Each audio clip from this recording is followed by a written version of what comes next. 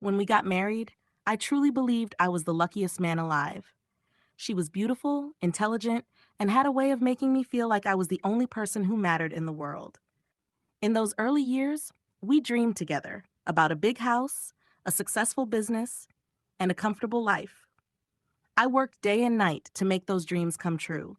And as my business grew, so did our wealth. I bought property after property, built a strong portfolio, and always made sure her name was on the documents.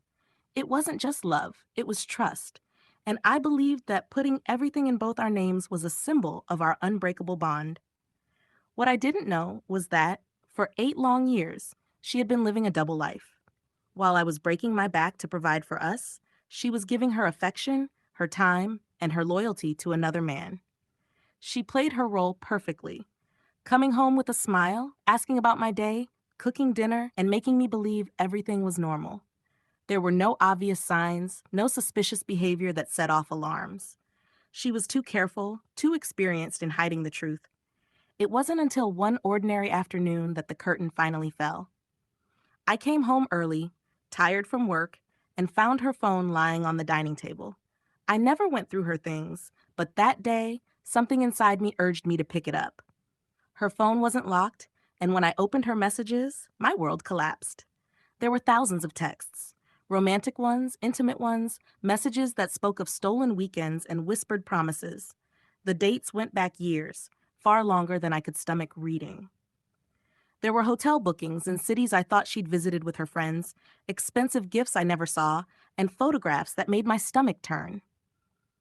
I remember sitting there in complete shock, my hands trembling as I scrolled. It wasn't just cheating, it was a second life I never knew existed. The woman I had trusted with everything had been lying to me for nearly a decade. But before I could even think about what to do, she made her move. A week later, I found out that she had quietly taken over everything. The properties I had worked so hard to buy were now under her name alone. The business accounts, our joint savings, she had drained and transferred them legally using documents I had signed without question over the years.